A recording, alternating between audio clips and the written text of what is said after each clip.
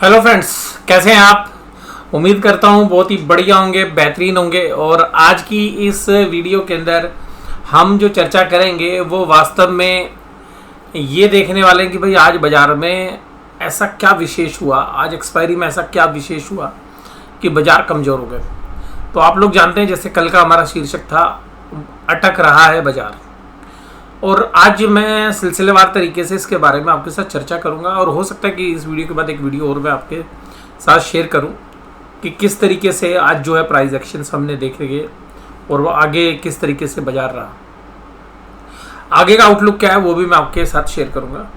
तो सबसे पहले बात करते हैं आज 3 बैंकों के बारे में। सबसे पहला बैंक है एक्सिस बैंक। एक्सिस बैंक के अंदर आज 2.15% की गिरावट हुई और एक तरफा तेजी करता हुआ ये बैंक आज थोड़ा सा कमज़ोर होता हुआ नजर आया। नॉर्मल वॉल्यूम्स के आसपास इसमें ट्रेड्स थे और ये जो ट्रेड्स थे नॉर्मल वॉल्यूम्स के साथ, यानी कि कोई ऐसा नहीं था कि बहुत बड़ी सेलिंग थी बड़े वॉल्यूम के साथ। एचडीएफसी बैंक के अंदर भी वॉल्यूम नॉर्मल वॉल्यूम्स थे, ऐसा नहीं था कि कोई एक्स्ट्रा ऑर्डिनरी वॉल्यूम्स थे। ये दोनों शेयर्स क्या संकेत दे रहे हैं? इसके अलावा अगर हम एक्सिस बैंक की बात करें, आईसीआई बैंक की बात करें, तो उसमें भी नॉर्मल वॉल्यूम थे, यानी कि एक्सपायरी डे वाले दिन एक्स्ट्रा ऑर्डिनरी वॉल्यूम नहीं थे आईसीआईसी बैंक के अंदर भी। और कुछ एक्स्ट्रा ऑर्डिनरी देखने के लिए मिल रहा था तो स्लाइटली एसबीआई बैंक के अंदर देखने के लिए मिल रहा था। सबसे पहले बात करते हैं एक्सिस बैंक की। आज जब एक्सिस बैंक खुला तो एक्सिस बैंक जहां पर खुला उसके बाद थोड़ा सा ऊपर की तरफ गया और 808 रुपये 80 पैसे का हाई लगाया। और फिर जो इसमें चाल आई, फिर जो इसमें गिरावट बनी, सुबह खुलते के साथ स्टेप वाइज गिरावट देखने के लिए मिली। दूसरा था एचडीएफसी बैंक। एचडीएफसी बैंक के अंदर बीएस ने सुबह ही पत्ते खोल दिए थे, भाई आज एचडीएफसी बैंक तेरे को नहीं छोड़ेंगे, आज तेरे को गिरना होगा और आज हम तेरे को लीड कराएंगे। तो एक्सिस बैंक से भी पहले एचडीएफसी बैंक लीड कर रहा था और ट्रेडिंग के 15-20 मिनट के अंदर ही एचडीएफसी बैंक ने एक बड़ी नेगेटिव कैंडल बना दी थी और 1500 रुपये के लेवल तोड़ दिए थे। और ये पक्का हो गया था कि भाई आज एचडीएफसी बैंक में बाइंग नजर नहीं आ रही। वहीं दूसरी तरफ आईसीआईसी बैंक में भी कुछ इसी तरीके का था, लेकिन आईसीआईसी बैंक ने एक पलट के जवाब दिया कि नहीं भाई, मैं अभी नहीं गिरूंगा। और आईसीआईसी बैंक में एक सीधा सा सेंटीमेंट भी है, सभी रिटेलर को पसंद है, सबको लगता है भाई आईसीआईसी बैंक से बढ़िया तो कोई बैंक ही नहीं है और इन भाव पे कोई दिक्कत ही नहीं है, इसके बहुत बढ़िया रिजल्ट है। भाई वो पास्ट था, फ्यूचर में जो रिजल्ट होते हैं ना उसके ऊपर देखना पड़ता है। तो स्मार्ट प्लेयर्स आपसे पहले प्रेडिक्ट कर लेते हैं, वो चलाते भी ज़्यादा हैं, गिराते भी ज़्यादा हैं। तो उन्होंने भी चला रखा था बाजार, और बाजार चलाने में ज़्यादातर लोगों को आईसीआई बैंक ऊपर चिपका दिया गया।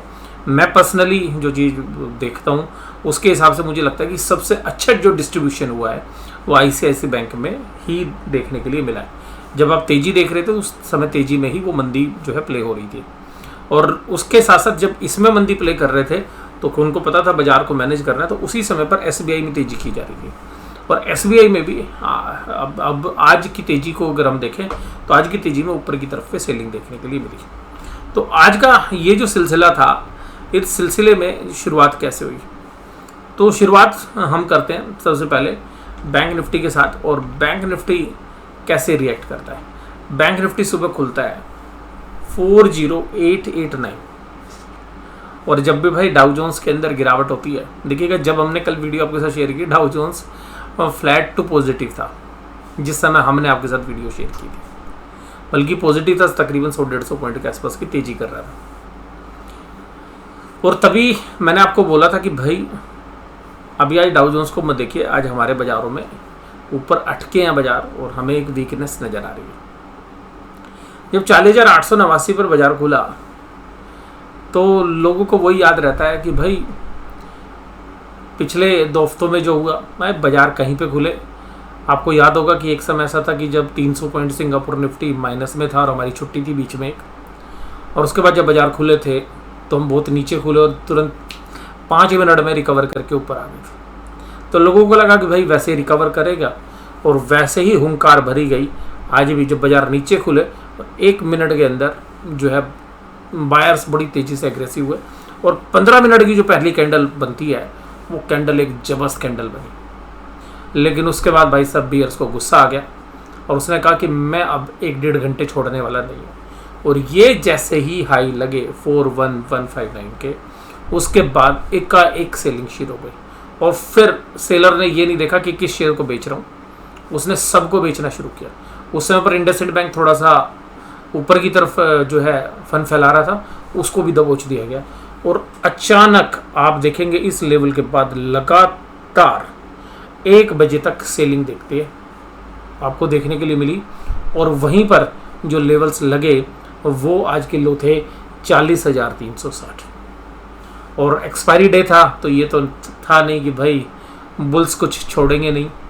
तो बुल्स जो है वो परेशान कब हुए कि जब 41,000 की जो ऑप्शंस थी, 41,000 की जो ऑप्शंस थी जो उन्होंने पुट राइट कर रखी थी, तब वो 1-1.5 घंटे में सुहा होती हुई नजर आई।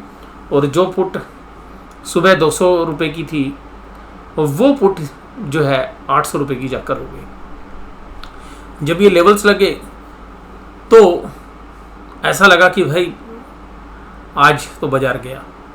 लेकिन जैसे मैंने कल कहा था कि भैंस गई पानी में, लेकिन फिर देखिएगा तेजी करने वाले आए और उन्होंने बाजार को ऊपर तक खींचा और 40,900 के आसपास तक जो है बाजार गए। लेकिन बियर्स जो है आतुर था, उसको पता था कि आज मैंने बाजार तो ठोकना है, लेकिन पहले ऊपर आ जाएगा तो माल बेचने के लिए भाव तो अच्छा मिलना चाहिए। और अगर मैं सारा माल नीचे दे दूंगा तो भाई बाजार ऊपर खींच ले जाएगा बुल। तो उसने कहा पहले ले आओ बाजार को ऊपर। और यहाँ पर जब नीचे बाजार गया तो एक तरीके से ऐसा लगा कि सेलिंग ही नहीं है। और जब आज बाजार गिर रहा था ना तो ऐसा लग रहा था कि बायर ही नहीं है, मतलब बायर गायब है, हर 5 मिनट में एक नया लो, हर 5 मिनट में एक नया लो। लेकिन उसके बाद बियर्स ने फिर कमान संभाली और फिर उसने एक तरफा माल बेचना शुरू कर दिया। हालांकि ये जो शाम को सेलिंग थी ये इतनी सीवियर नहीं थी। और मैं आपको एक स्पेशल बताता हूँ, एक और चर्चा आपको यहाँ पे, क्योंकि जिन शेयर्स के मैं प्राइस एक्शन देख रहा हूँ तो आज मेरी नज़र थी सबसे ज़्यादा SBI पे, क्योंकि SBI एक मजबूती के साथ काम कर रहा था। क्योंकि अगर SBI रिकवर करता तो सबसे खास बात यहीं से निकलने वाली थी। तो तकरीबन 2:30 बजे का समय था और 2:30 बजे एक ऑर्डर डलता है और 572 रुपये पर एक ऑर्डर डलता है। वो एक थे मल्टीपल ऑर्डर से 40,000 शेयर्स, 40,000 शेयर्स की बाइंग का एक ऑर्डर डलता है। और उसमें जब 572 रुपये एग्जैक्ट पे जो बाइंग आती है और नीचे से, तो ऐसा लगता कि भाई बाजार के अंदर SBI आज बाजार खींच सकता है। और 572 रुपये में जैसे 40,000 शेयर का ऑर्डर डलेगा तो अल्टीमेटली नया ऑर्डर क्या आ जाएगा, 572, 5 पैसे, 10 पैसे, 15 पैसे, और एकदम वॉल्यूम के साथ जो है ट्रेड करने लगे। थोड़ी देर के अंदर ही यहाँ पर 40,000 के जो बायर्स थे उनको सामान देना शुरू हुआ, माल थोड़ा दिया गया। लेकिन उसके तुरंत बाद एक और ऑर्डर आता है तकरीबन 60,000 शेयर्स का, और फिर एक कंसेक्टिवली ऑर्डर्स आते हैं। और एक समय ऐसा होता है कि जब 572 के ऊपर ऐसी बाइंग होती है तकरीबन एक समय पर 2 लाख से ज़्यादा शेयर्स बाइंग के लिए खड़े होते हैं। और इसमें से भी ध्यान रखिएगा, इसमें से डिस्क्लोज्ड क्वांटिटी कितनी होती है ये आप समझ सकते हैं, क्योंकि ये सारी क्वांटिटी डिस्क्लोज नहीं थी। बट हमें लगता है कि जो अनडिस्क्लोज और डिस्क्लोज क्वांटिटी थी वो तकरीबन 5 लाख थी। और यहीं पर बियर्स का दिमाग चकराया कि भाई ये तो इतना बड़ी जो है बाइंग आ गई, अब तो बाजार नीचे आएगा नहीं, और SBI का एक अच्छा वेट है। तो उस समय पर हमने ध्यान दिया कि भाई बाजार जो है टूटने के लिए तैयार नहीं था और 800 के ऊपर काम कर रहा था, 40-800 के ऊपर। और बियर्स ने अपनी सेलिंग हटा ली, उसने कहा तू ऊपर ला बेटा बाजार को। और जब बाजार को ऊपर लाया बुल्स, तो जब बाजार को ऊपर लाया 573 और ये 574 के आसपास के प्राइस भी तभी लगे थे। और उसके बाद बियर्स ने जो माल बेचना शुरू किया है और 572 के अंदर जो प्राइस ऊपर तक जो तकरीबन 1.5-2 लाख शेयर्स का और काम हो चुका था, फिर ऊपर से जो खींच के लेके आए और 572 के ऊपर उस समय पर तकरीबन 2-2.5 लाख शेयर लग चुके थे। और उनको पहले 8-8, 7-7 हज़ार शेयर करके दिया, और फिर जो अगला झटका दिया वो 571.25 और तकरीबन 7-8 लाख शेयर उस एक ऑर्डर के अंदर रहे होंगे। और उसके बाद पूरे बाजार के अंदर जो बाकी बैंकिंग शेयर्स हैं उनमें भी गिरावट का दौर जारी हो गया। तो ये जो आज की एक्सपायरी थी, इससे पता चल गया था कि भाई अब शाम को 3 बजे के बाद ये बाजार को और नीचे खींचेंगे, क्योंकि इन्होंने अपनी जो पुट ऑप्शंस हैं या जो कॉल ऑप्शंस हैं वो वहीं पे सेटल कर रखी हैं। तो ये 800 के तो नीचे बाजार जाएगा। और मुझे यहाँ पे निश्चित हो गया था, फिर बाकी बैंकों के शेयर्स पर नज़र दौड़ाई तो भाई किस तरीके का चल रहा है, तो पता चल गया था उस समय पे इंडसइंड के भी चीथड़े उड़ा दिए थे बियर्स ने। तो हालांकि आईसीआई बैंक की हालत नहीं पतली हुई थी, आईसीआई बैंक डट के खड़ा था। और कोटक महिंद्रा बैंक 1900 तो तोड़ा था एक बार सुबह, फिर दोबारा से 1900 तोड़ दिया शाम को। और इसके साथ साथ एचडीएफसी बैंक को भी तोड़ना शुरू कर दिया। और ये लगा कि भाई अब एचडीएफसी बैंक को भी ऊपर नहीं रखने देंगे तो अल्टीमेटली बाजार 700 के नीचे जाएगा। तो आपने देखा कि बैंक निफ्टी की जो क्लोजिंग हुई वो 629 के ऊपर आपको देखने के लिए मिली। तो आज बड़ा ही रोमांचक दिन था। और एक्सपायरी में सबसे खास बात क्या था कि बैंकिंग स्टॉक्स के अंदर दोनों साइड के स्टॉप लॉस काट दिए।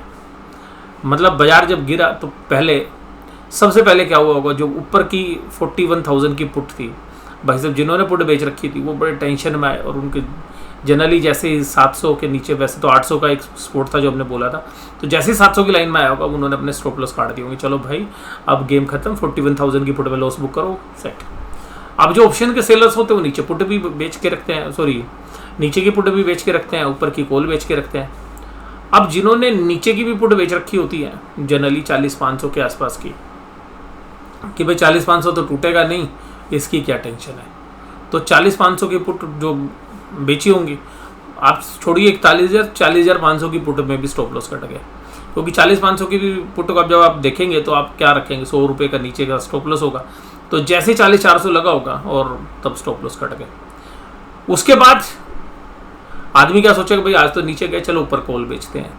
तो जिन लोगों ने भी कॉल बेची होंगी वो तकरीबन 800 की बेची होंगी कि भाई ठीक है 800 का एक रेजिस्टेंस तोड़ के आया है बाजार, अब 800 तो नहीं जाएगा।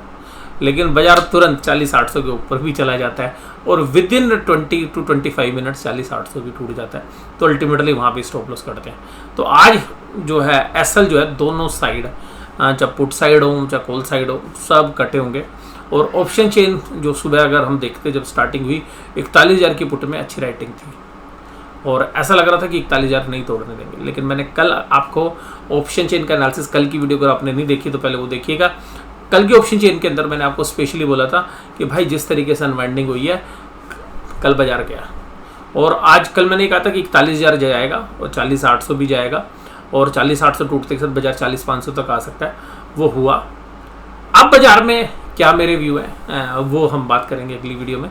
तब तक आज एंजॉय करिए कि किस तरीके से आज एक रोमांचित करने वाली एक्सपायरी रही और किस तरीके से लोग ट्रेड लेते हैं, वो सब जानिए। अब अगली वीडियो के अंदर हम बात करेंगे कल का मार्केट आउटलुक क्या है और जिस तरीके से 75% का रेट ऑफ इंटरेस्ट जो है इंक्रीज़ किया है FOMC ने यानी फेडरल रिजर्व के द्वारा, उन सब की चर्चा हम नेक्स्ट वीडियो में करेंगे। तो आपको ये वीडियो कैसी लगी जरूर मुझे कमेंट बॉक्स से बताइएगा। वीडियो केवल 13 मिनट की है, इसको एंजॉय करिए। वीडियो देखने के लिए धन्यवाद, थैंक यू वेरी मच।